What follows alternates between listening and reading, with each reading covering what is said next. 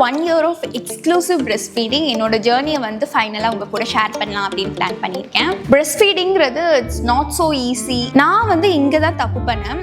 Starting எனக்கு அதுக்கப்புறம் தான் பிரச்சனையாச்சு. breastfeedingங்கிறது சச் அ லோன்லி ஜர்னி தான். breastfeedingங்கிறது இட்ஸ் நாட் ஸோ ஈஸி அப்படிங்கிறதுலாம் இல்லை. ஒவ்வொருத்தருக்கும் ஒவ்வொரு மாதிரி டிஃபர் ஆகும். எனக்கு வந்து ஒரு கம்ஃபர்டபுளான breastfeeding ஜர்னியாக தான் இருந்துச்சு. ஹாய் ஹலோ எல்லாருக்கும் வணக்கம். I'm Viveka and welcome back to channel Digi Life. So எனக்கு வந்து ஒரு கேர்ள் பேபி October 8, 2024 பிறந்தாங்க. அவங்க நேம் வந்து இதழருவி. ஸோ அவங்களுக்கு வந்து இப்போ கரண்ட்டாக 14 months ஆகுது. அதாவது 1 year 2 months ஓல்டு அவங்க. ஸோ இப்போ வரைக்குமே நான் breastfeed பண்ணிட்டு தான் இருக்கேன். ஸோ என்னோட breastfeeding ஜேர்னியை தான் உங்கள் கூட ஷேர் பண்ண போகிறேன். breastfeedingங்கிறது ஜஸ்ட் பிஃபோர் பர்த்டே வந்து ஸ்டார்ட் ஆயிரும். 36 வீக்ஸ்க்கு அப்புறம் செக்கப் போகிறப்போ எனக்கு டாக்டர் சொன்னது வந்து நிப்பில் வந்து புல் பண்ணி பாருங்கள், லைட்டாக மில்க் மாதிரி செக்ரீட் ஆகுதாங்கிறது செக் பண்ணிக்கோங்க அப்படிங்கிற மாதிரி சொல்லியிருந்தாங்க.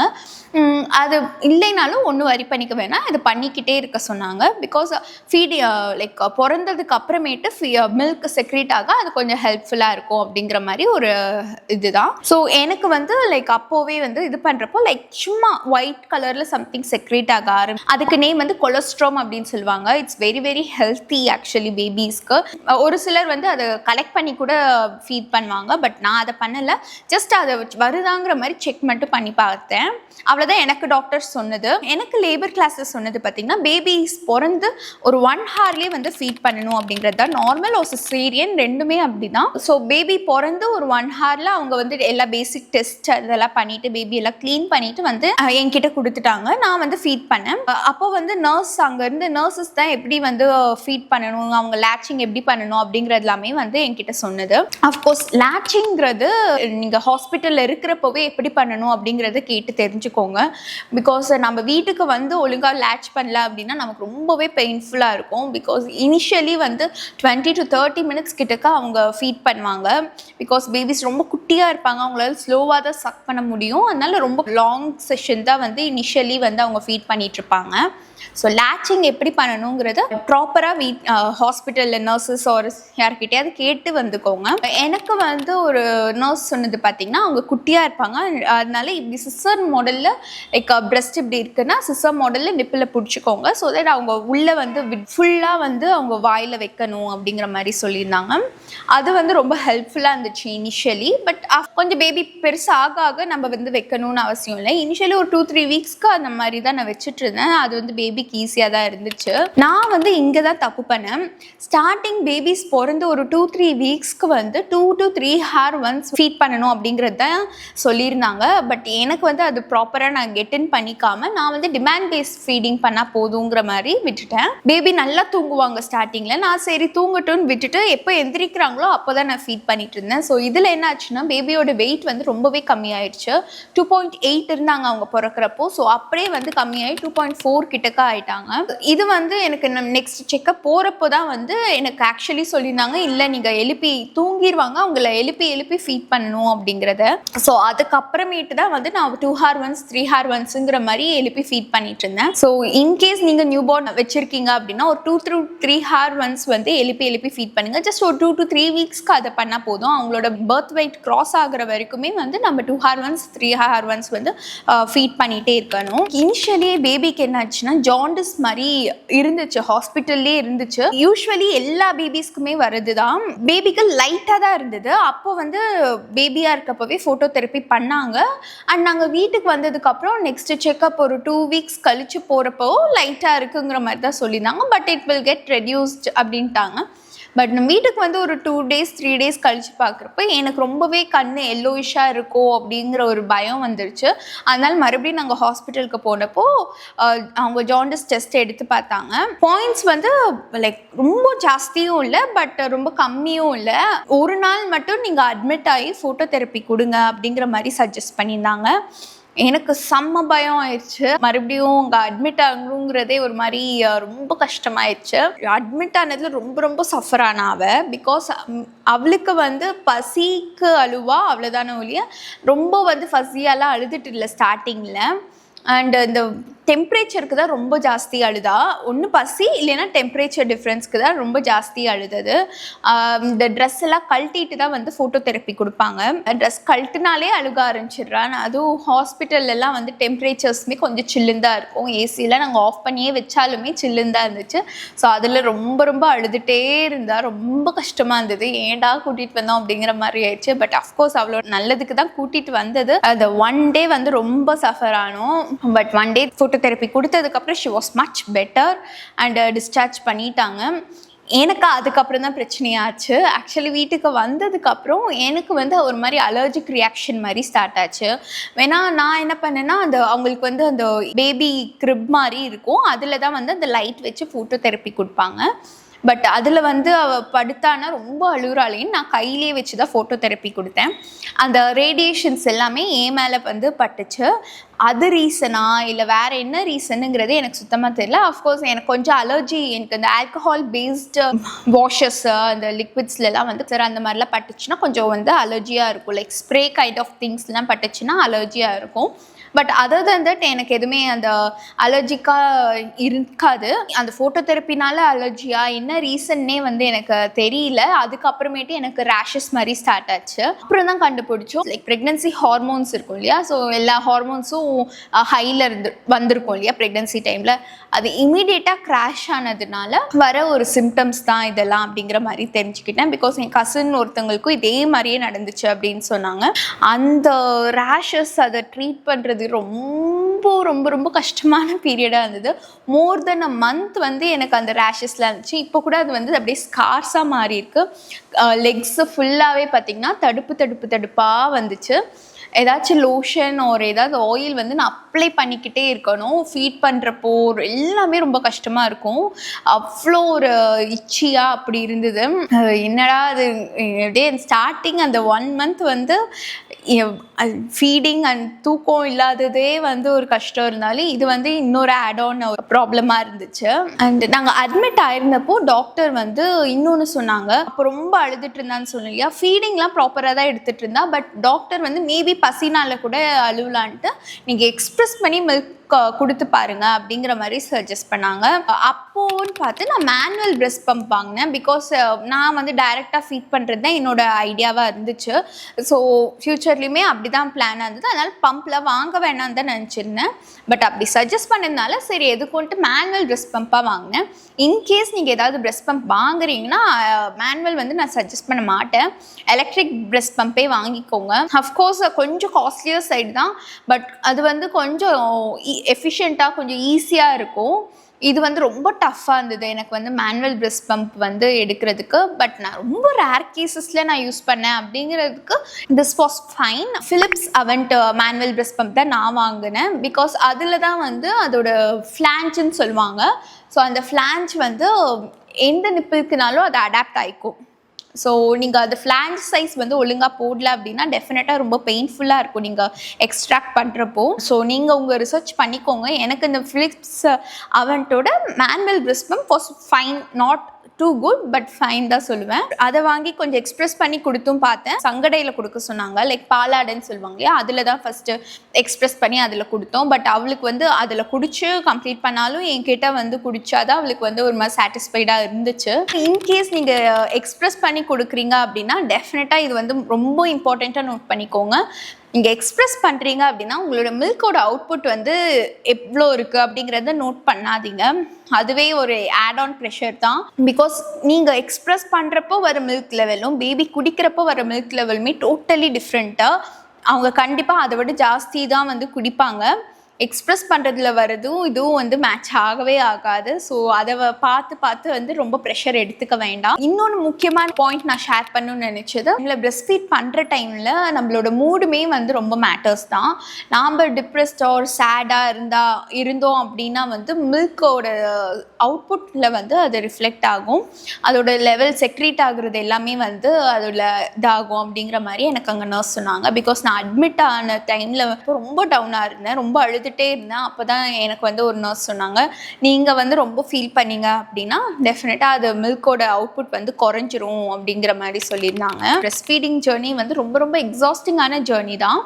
இனிஷியலி ரொம்ப பசிச்சுது. ஃபீட் பண்ணுறோங்கிறப்போ அப்படியே நம்ம உடம்புல வந்து யாரோ ஸ்ட்ரா போட்டு உரியிற மாதிரி இருக்கும். ஒவ்வொரு ஃபீட் பண்ணுறப்போவும் அவ்வளோ பசி எடுக்கும், அவ்வளோ ட்ரைனிங்காக இருந்துச்சு. ஸோ அந்த டைம்லலாம் ஏதாவது மஞ்ச் பண்ணுறதுக்காக நான் மிக்ஸ்டு நட்ஸ் வச்சுட்டு ஏதாவது வாயில் போட்டுகிட்டே இருப்பேன். அதில் கிரான்பெரிஸ்லாம் இருக்கும் இல்லையா, ட்ரைட் கிரான்பெரிஸ்லாம் எனக்கு சாப்பிட்றதுக்கு ரொம்ப சூத்திங்காக இருந்துச்சு. அண்ட் மில்கை இன்க்ரீஸ் பண்ணுறதுக்குன்ட்டு இதுதான் வந்து ஃபுட்டு, இதுதான் மேஜிக் ஃபுட் அப்படின்னு எதுவுமே இல்லை என்ன கேட்டால்.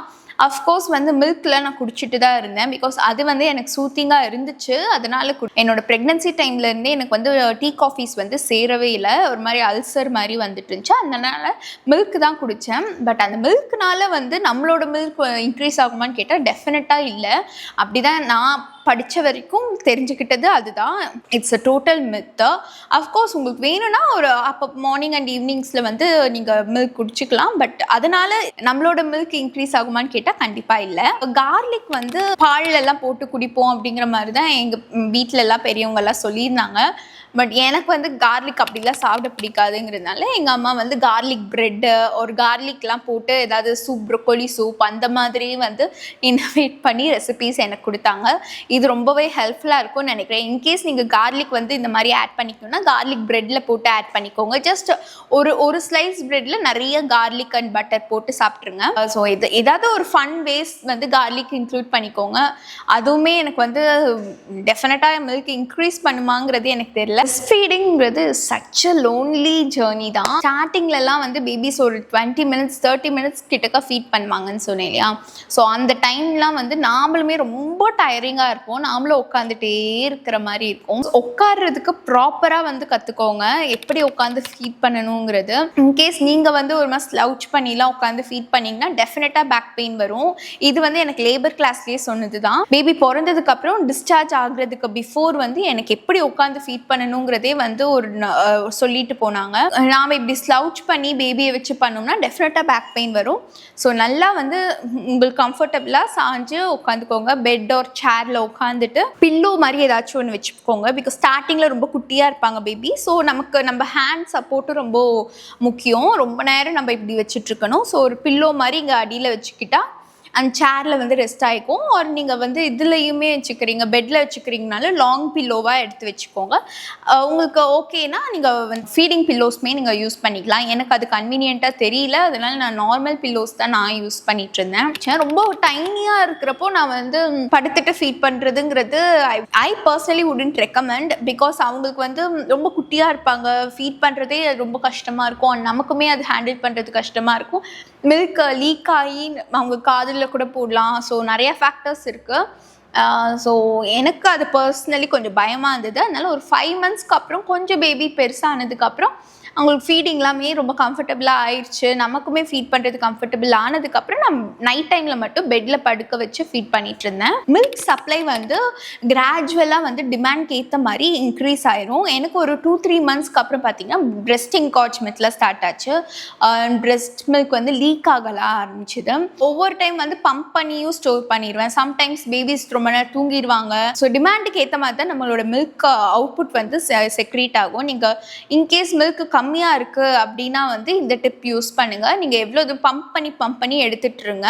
எடுத்திங்கன்னா ஆட்டோமேட்டிக்காக வந்து மில்க் செக்ரிஷன் வந்து ஜாஸ்தி ஆயிரும். மேஜிக் மந்த்ரா ஆஃப் பிரெஸ்ட் ஃபீடிங்னாலே இதுதான். எனக்கு ஒரு 2-3 மந்த்ஸ் கழிச்சு பார்த்தீங்கன்னா மில்க் சப்ளை ரொம்ப ஜாஸ்தி ஆயிடுச்சு. பிரெஸ்ட் வந்து என்கார்ஜ்மெண்ட்லாம் ஆயிடுச்சு. என்கார்ஜ்மெண்ட்னா லைக் ரொம்ப ஹெவியாக ஆகும்.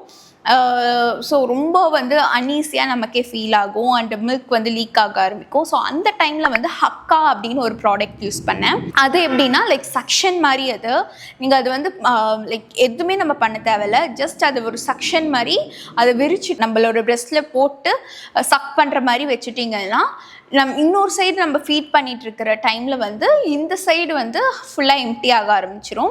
ஏதாவது ஒரு சைடு நீங்கள் ஃபீட் பண்ணுறீங்கன்னா இன்னொரு சைடில் அதை போட்டுக்கலாம். ஸோ இந்த சைடு நடக்கிற அந்த செக்ஷனுக்கு ஏற்ற மாதிரி பேபி சக் பண்ண இந்த சைடு வந்து மில்க் கலெக்ட் ஆயிரும். ஸோ நான் அந்த மில்க் எல்லாம் ஸ்டோர் பண்ணி வந்து நான் டொனேட் பண்ண ஆரம்பித்தேன். பிகாஸ் நிறையா மில்க் வந்து பேபிஸ்க்கு தேவைக்கும் மீறி வந்து இருக்கிறது வேஸ்ட் பண்ண வேண்டாம் அப்படின்ட்டு. அஃப்கோர்ஸ் நிறைய பேபிஸ் வந்து நியூபார்ன் பேபிஸ் சஃபர் ஆகிட்டு இருக்காங்க. ஸோ அவங்களுக்கு டொனேட் பண்ணலான்ட்டு அமிர்தம் டொனேஷன், பிரெஸ்ட் மில்க் டொனேஷன் இருக்காங்க, அவங்கள தான் நான் காண்டாக்ட் பண்ணது. நிறையா அந்த மாதிரி பிரெஸ்ட் மில்க் டொனேஷன் வாங்குறவங்க இருக்காங்க. ஸோ உங்களுக்கு யார் ஆக்சசிபிளாக இருக்காங்களோ நீங்கள் அவங்கள காண்டாக்ட் பண்ணிக்கலாம். இது டொனேட் பண்ணது வந்து எனக்கு ரொம்ப ரொம்ப ரொம்ப ஹாப்பியான விஷயம். என்னால் வந்து கண்டினியூஸாக டொனேட் பண்ண முடியல. பிகாஸ் என்னோடய ஹெல்த்துக்காக கன்சிடர் பண்ணி அண்ட் பேபிக்கு தேவையான அளவு மட்டும்தான் நான் இது பண்ணிகிட்டு இருந்தது. ரொம்ப என்னால் வந்து எஃபர்ட்டை எடுத்து நான் ஸ்டோர் பண்ணி பண்ண முடியல. பட் இன்கேஸ் உங்களால் அது முடியும் அப்படின்னா please go for it. So அப்படி கலெக்ட் பண்ணி வைக்கிற மில்கை வந்து நான் ப்ராப்பராக ஸ்டோர் பண்ணி அதுதான் வந்து நான் டொனேஷனுக்கு வந்து கொடுத்துட்டு இருந்தேன். அண்ட் பேபி வந்து ஃபுல்லாகவே என்கிட்ட தான் குடிச்சிட்டு இருந்தாங்க. கேஸ் நான் எங்கேயா வெளியே போகணும் அப்படிங்கிற டைமில் மட்டும்தான் வந்து அவள் பாட்டிலில் குடிச்சிருக்கா. ஸோ பாட்டில் வந்து பார்த்திங்கன்னா அது Philips 7 தான் நான் வந்து வாங்கியிருந்தேன். பிகாஸ் அதில் தான் வந்து நிப்பிள் கன்ஃபியூஷன் வராது அப்படிங்கிற மாதிரி நான் வந்து ரிசர்ச் பண்ணது. மற்றதெல்லாம் பார்த்தீங்கன்னா கொஞ்சம் நேரோவாக இருக்கும், அதெல்லாம் வந்து பேபிக்கு ரொம்ப கஷ்டமாக இருக்கும் ஸ்டார்டிங்கில். Philips 7 ஃபீடிங் பாட்டில் மட்டும் தான் நம்மளோட நிப்பிள் அண்ட் பிரெஸ்ட்டை வந்து மிமிக் பண்ணுற மாதிரி இருக்கும். ஸோ அவங்களுக்கு வந்து நிப்பிள் கன்ஃபியூஷன் வராதுன்னு சொன்னாங்க. அண்ட் அவளுக்கு வந்து நான் ஸ்டார்டிங் ஒரு 3 to 4 months தான் வந்து அந்த டைம் பீரியடில் மட்டும்தான் வந்து ஃபீடிங் பாட்டில் வந்து நான் யூஸ் பண்ணுது. அப்பப்போ நாங்கள் வெளியே போகிறோம், ஏதாவது ஒரு நீட் இருக்குது அப்படின்னா. இன்னொரு பெரிய மித்து என்னன்னு பார்த்தீங்கன்னா, பேபிஸ் அழுதாலே வந்து பாலுக்கு தான் அழுகுறாங்க அப்படிங்கிறது கண்டிப்பாக கிடையாது. ஏன் சொல்கிறேன்னு பார்த்தீங்கன்னா, என்னோட பேபி பார்த்தீங்கன்னா ரொம்ப தூக்கமாக இருக்காங்க அப்படின்னாலுமே அழுவா. அந்த டைமில் நான் ஃபீட் பண்ணுறேன்னு வச்சுக்கோங்களேன், சரி ஃபீட் பண்ணால் தூங்கிடுவான்னு தான் எங்கள் வீட்டில எல்லாம் சொன்னாங்க. அந்த டைமில் ஃபீட் பண்ணேன்னா அவளுக்கு இன்னுமே கோவம் வந்து இப்படி கத்துவா. அந்த டைமில் நம்ம இப்படி தோளில் வச்சுட்டு நடந்தோம்னா நிமிஷத்தில் தூங்கிடுவா. அவளுக்கு ஸ்டார்டிங்கில் வந்து அந்த தூங்குறதுக்காக ஃபீட் பண்ணுறதுங்கிறது சுத்தமாக வந்து செட்டே ஆகலை. அண்ட் அஃப்கோர்ஸ் அவங்க நிறைய ஃபேக்டர்ஸ்க்காக அழுவாங்க. தூக்கம் வருதுன்னா அழுவாங்க, பசிக்குதுன்னா அழுவாங்க, அண்ட் டெம்பரேச்சர் டிஃப்ரென்ஸ் லைக் ஹீட்டாக இருந்தாலும் அழுவாங்க, கோல்டாக இருந்தாலும் அழுவாங்க, அண்ட் லைக் கேஸியாக ஃபீல் பண்ணுறாங்கனாலும் அழுவாங்க. அண்ட் ஸ்டார்டிங்லலாம் அந்த காலிக் பெயின்னு ஒன்று இருக்குது. அவங்களுக்கு ஸ்டொமக் வந்து டெவலப் ஆக லைக் ஒரு பெயின் வருங்கிற மாதிரி சொன்னாங்க. தட்ஸ் காலிக் பெயின், லைக் கேஸியாக இருக்கும். ஸோ அந்த அன்னீசினஸ் இருந்தாலும் அழுவாங்க. ஸோ எல்லாமே வந்து ஃபீடுக்கு தான் அழுகுறாங்க அப்படிங்கிறது கண்டிப்பாக கிடையாது. அஃப்கோர்ஸ் அது ஒவ்வொரு அம்மாக்குமே அந்த இன்ட்யூஷன் வச்சு தெரிஞ்சிரும் எதுக்கு அழுகுறாங்க. இனிஷியலி எல்லாமே தெரியல அப்படின்னாலும் கண்டிப்பாக வந்து போக போக எதுக்கு அழுகுறாங்கங்கிறது ஆட்டோமேட்டிக்காக தெரிஞ்சிரும். அவள் தூங்குறதுக்குன்னு ஃபீட் எடுக்கிறது பார்த்தீங்கன்னா 6 to 7 monthsக்கு அப்புறமேட்டு தான் ஃபீடிங் வந்து தூங்குறதுக்குன்னு எடுத்தாங்க. ஃபர்ஸ்ட்லலாம் இப்படி தூக்கி வச்சு நடந்தோம்னா தூங்கிட்டு இருந்தா. பட் அப்போ வந்து எல்லாரும் சொன்னது வந்து இப்படியே வச்சுட்டே இருந்தால் பழகிரும் அப்படிங்கிறது தான். பட் அதுவே அப்படியே மாறிச்சு. 6 to 7 months கழிச்சு அந்த மாதிரி நடக்கலாம் தேவையே படலை. ஃபீட் பண்ணாலே தூங்கிடுவா. இல்லை ஏதாவது ஒரு சாங் அந்த டைமில் வந்து நான் ஒரு சாங் அசோசியேட் பண்ணிட்டேன். அவளுக்கு வந்து ப்ரெக்னன்சிலேருந்து கேட்ட சாங் பார்த்தீங்கன்னா நெஞ்சமே நெஞ்சமே இருக்கு இல்லையா, மாமன்னல்ல வரும்ல, அந்த சாங் வந்து கேட்டுட்டு இருந்தோம். ஸோ அதோடு நான் வந்து ஃபீட் பண்ணி தூங்க வைக்கிறது ஸ்லீப் அசோசியேட் பண்ணிட்டேன். ஸோ அதை பாட்டை போட்டோம்னா ஓகே நம்ம தூங்க போகிறோம் அப்படிங்கிற மாதிரி அவளுக்கு வந்து லிங்க் ஆயிடுச்சு. நல்லா அந்த டைம்லலாம் தூங்குற டைமில் நான் அந்த பாட்டை போட்டுருவேன். அப்படி தான் தூங்கிட்டு இருந்தா. ஸோ இது வந்து 6 to 7 months கழிச்சு அப்படியே மாறிச்சு. ஸோ சேம் திங் தான் இப்போ வரைக்குமே. ஈச் மந்த் வந்து ஒவ்வொரு சேஞ்சஸ் நாங்கள் பார்த்துட்ருக்கோம். ஸோ ஈச் மந்த் வந்து ஒவ்வொன்றும் மாறும். என்னோட பேபி பார்த்தீங்கன்னா பயங்கரமான ரிஃப்ளெக்ஸ் பேபி. ரிஃப்ளெக்ஸ்னால் கதக்கிறதுன்னு சொல்லுவாங்க இல்லையா. ஸோ குடிச்சு கொஞ்ச நேரத்துலேயே பார்த்தீங்கன்னா அவ்வளோ பால் வந்து அவங்க வாமிட் பண்ணிகிட்டே இருப்பாங்க. ரொம்ப ரொம்ப ரொம்ப அதுக்கு நான் ஃபீல் பண்ணேன். ஏன்னா குடிப்பா கொஞ்ச நேரத்துலேயே வந்து எல்லா பாலும் வந்துடும். எல்லாமே வருமானு சொல்ல முடியாது. பட் அவங்களுக்கு வந்து அந்த லைன் சொல்லுவாங்க லைக் ஃபுட் பைப் க்ளோஸ் பண்ணுற லைன் வந்து அப்போ தான் டெவலப் ஆகிட்டு இருக்கும். ஸோ ஒரு சில பேபிஸ்க்கு அது வெரி நார்மல் அப்படின்னு சொன்னாங்க. அது வந்து கிராஜுவலாக 6 months ஸ்டாப் ஆச்சு. பட் ஆனால் அந்த ஸ்டார்டிங்கில் வந்து பர்ப் பண்ணால் ஓகே ஆயிரும் டாக்டர் சொன்னாங்க. நானும் வச்சுக்கிட்டே இருப்போம். நாங்கள் 20 minutes 30 minutesன்னு வச்சுக்கிட்டே இருப்போம். இருந்தாலும் வந்து பர்ப்பே வராது. தட்டி கொடுப்போம், நீவி கொடுப்போம், என்ன பண்ணாலும் அவளுக்கு அந்த பர்ப்புன்னு நாங்கள் வந்து அந்த ஸ்டேஜில் பார்த்ததே இல்லை. பட் எப்படினாலுமே அந்த கதக்கிடுவா, கொஞ்சமாச்சும் கதக்கிடுவா. அதனாலேயே கையிலேயே வச்சுட்டு இருக்கிற மாதிரி இருக்கும். அப்புறட்லேயே கொஞ்சம் 1/2 hour கிட்டக்க வச்சுட்டு அதுக்கப்புறம் தான் பெட்டில் போடுவோம். அப்படி கொஞ்சம் கதக்குவா. பட் இட்ஸ் டோட்டலி நார்மல்னு டாக்டர் சொல்லிட்டாங்க. அது கிராஜுவலாக வந்து அவங்க வளர அதுவே ஸ்டாப் ஆயிடுச்சு. எனக்கு ஸ்டார்டிங்லேருந்தே சொன்னது வந்து ஒரு சைடு வந்து ஃபுல்லாக ஃபீட் பண்ணதுக்கப்புறம் இன்னொரு சைடு ஃபீட் பண்ணுங்க அப்படிங்கிறது தான். பிகாஸ் வந்து ஸ்டார்டிங்கில் இருக்கிறதுல ரொம்ப தின் மில்காக தான் இருக்கும், லாஸ்ட்டில் தான் வந்து ஃபேட்டி மில்க் வந்து அவங்களுக்கு கிடைக்கும். ஸோ ஒரு சைட் ஃபுல்லாக எம்டி பண்ணதுக்கப்புறம் இன்னொரு சைடு வந்து ஃபீட் பண்ணுங்கள். உங்களுக்கே அது தெரியும், ஒரு சைடு வந்து கொஞ்சம் ஹெவியராக இருக்கும், அந்த சைடு வந்து ஃபுல்லாக இது பண்ணதுக்கப்புறம் உங்களுக்கே ஒரு லைட்டராக ஃபீல் ஆகும். அப்போ வந்து நெக்ஸ்ட் சைட் ஸ்விட்ச் பண்ணி நீங்கள் ஃபீட் பண்ணலாம். ஸோ ஈச் டைம் வந்து நீங்கள் எந்த சைட் ஃபீட் பண்ணுறீங்க அப்படிங்கிறத நோட் டவுன் பண்ணி ஞாபகம் வச்சு நீங்கள் ஃபீட் பண்ணுங்கள். இன்னொரு ஃபேக்ட் என்னன்னு பார்த்தீங்கன்னா, இப்போ நம்ம பிரெஸ்ட் வந்து ரொம்ப லைட்டராக ஃபீல் ஆகுது அப்படின்னா அந்த சைடு வந்து மில்கே இல்லை அப்படிங்கிறது கண்டிப்பாக கிடையாது.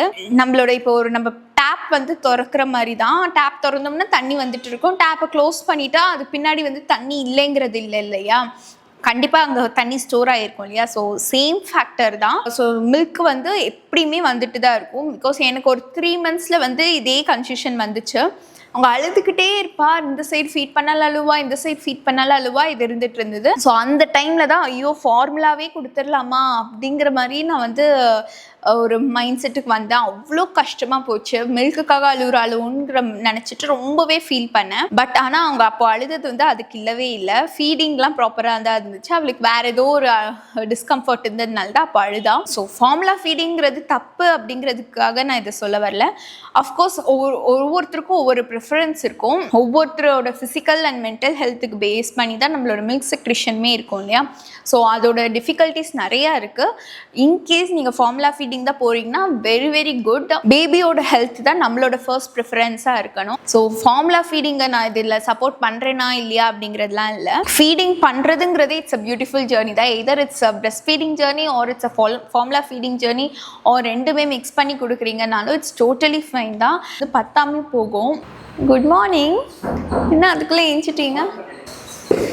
இன்கேஸ் ஃபார்முலா ஃபீட் வேணும் அப்படின்னா ப்ளீஸ் கோ ஃபார் இட், அதில் எந்த கெடுதலுமே இல்லை. ஃபீடிங் அப்படிங்கிறதே வந்து சச் அ பியூட்டிஃபுல் ஜேர்னி தான். Whether it's a breast feeding journey or it's a formula feeding journey or it's a combination of both, everything is a beautiful journey. Feeding எது வரைக்கும் பண்ணலான்ட்டு WHO வந்து 2 years வரைக்குமே பேபிஸ்க்கு வந்து breast feet பண்ணலாம் அப்படிங்கிற மாதிரி தான் சொல்கிறாங்க, சஜஸ்ட் பண்ணுறது. பட் நான் ஒரு டாக்டரோட இன்டர்வியூவில் பார்த்த வரைக்கும் அவர் சொல்கிறது 2 years தான், நாட் லைக் 2 years வரைக்கும் through out day and night நம்ம பண்ணணுங்கிறது இல்லை. 2 yearsல ஸ்டாப் பண்ணுறீங்கன்னு பிளான் பண்ணியிருக்கீங்க அப்படின்னா கிராஜுவலாக ஸ்டாப் பண்ணுற மாதிரி தான் சொல்லியிருந்தாங்க. நான் இப்போ யோசிச்சிருக்கிறது அதுதான். இது வரைக்குமே வந்து டே டைமில் 2 feeds எடுப்பா, mid morning nap and lunch nap எடுப்பாங்க, ஆஃப்டர் லஞ்ச் ஒரு நேப் எடுப்பா. ஸோ அந்த டைமில் நான் ஃபீட் பண்ணி தான் தூங்க வச்சுட்டு இருந்தேன். அதுக்கப்புறம் நைட் டைம் ஃபீடிங் பண்ணிகிட்ருப்போம். அது எப்போல்லாம் எந்திரிக்கிறாலோ அப்போல்லாம் நான் ஃபீட் பண்ணிகிட்ருப்பேன். சப்போஸ் 2 years வரைக்கும் பண்ணுறோமா இல்லை எவ்வளோ இயர்ஸ் வரைக்கும் பண்ணுறோங்கிறது நம்மளோட பர்சனல் சாய்ஸ் தான். நான் இப்போதைக்கு யோசிச்சிருக்குது 2 years வரைக்கும் பண்ணலாம் தான். எனக்கு டாக்டர் சொன்னது டே டைம் ஃபீட்ஸ் டோட்டலாக கட் பண்ணிருங்க, நைட் டைம் மட்டும் ஃபீட் பண்ணுங்கிற மாதிரி தான் அவளோட பீடியாட்ரிஷியன் வந்து எனக்கு சொன்னது. பட் இப்போ தான் வந்து மார்னிங்ஸில் வந்து தூங்குறப்போ அந்த ஃபீடை வந்து கட் பண்ணியிருக்கேன். ஸோ அஃப்கோர்ஸ் இதுக்கப்புறம் எப்படி நாங்கள் கிராஜுவலாக வந்து ஃபீடிங் எல்லாம் குறைக்கிறேன் அப்படிங்கிறதையும் நான் கண்டிப்பாக ஷேர் பண்ணுறேன். இப்போதைக்கு டே டைம் ஃபீட்ஸை மட்டும் குறைச்சிட்டு நைட் டைம் வந்து ஒரு 1.5 years வரைக்கும் ஃபீட் பண்ணலாம் அப்படின்னு தான் யோசிச்சிருக்கேன். ஏன் அந்த டாக்டர் வந்து 2 yearsக்குள்ளே கிராஜுவலாக கட் பண்ணுங்க அப்படின்னு சொல்கிறாங்கன்னா, அவங்க ஏஜ் வந்து லைக் மெச்சூர் ஆக ஆக நம்ம அப்போ வந்து வீனிங் பண்ணுறது ரொம்பவே நமக்கு கஷ்டமாக இருக்கும் எமோஷ்னலி, அவங்களும் ரொம்ப அழுவாங்க. அதனால தான் கொஞ்சம் ஏர்லியராகவே வந்து நிறுத்துறது பெட்டர். ஒரு 1.5 yearsக்குள்ளே டே டைம் ஃபுல்லாக ஸ்டாப் பண்ணிட்டோம்னா அதுக்கப்புறம் அப்படி இப்படி கிராஜுவலாக நைட் டைம் வந்து ஒவ்வொரு ஃபீடாக கட் பண்ணி நம்ம ஸ்டாப் பண்ணிக்கலாம். So this is my entire breast feeding journey. Of course எனக்கு தெரிஞ்ச எல்லா ஃபேக்ட்ஸுமே வந்து உங்கள் கூட ஷேர் பண்ணியிருக்கேன்னு நினைக்கிறேன். நியூ மாம்ஸ் அண்ட் எக்ஸ்பெக்டிங் மாம்ஸ்க்கு வந்து இது ரொம்ப ஹெல்ப்ஃபுல்லாக இருக்கும் அப்படின்னு நம்புகிறேன். அஃப்கோர்ஸ் பேபியோட அந்த பிரெஸ்ட் ஃபீட் வீனிங் ஜேர்னியுமே வந்து டெஃபினட்டாக நான் ஷேர் பண்ணுறேன். ஃபுல்லாக கம்ப்ளீட்டாக நான் வீன் பண்ணதுக்கப்புறம் நான் அதை ஷேர் பண்ணுறேன். ஏதாவது டவுட்ஸ் இருந்துச்சு அப்படின்னா கமெண்ட்டில் கேளுங்க, எனக்கு தெரிஞ்சால் டெஃபினட்டாக ஷேர் பண்ணுவேன். அண்ட் இந்த வீடியோ உங்களுக்கு பிடிச்சிருந்துச்சுன்னா லைக் பண்ணிவிட்டு உங்களுக்கு தெரிஞ்ச மாம்ஸ் ஒரு நியூ மாம்ஸ் இருந்தாங்கன்னா அவங்களுக்கு ஷேர் பண்ணுங்கள். மறக்காமல் நம்ம சேனலுக்கு சப்ஸ்கிரைப் பண்ணிடுங்க. தேங்க்யூ, பாய்.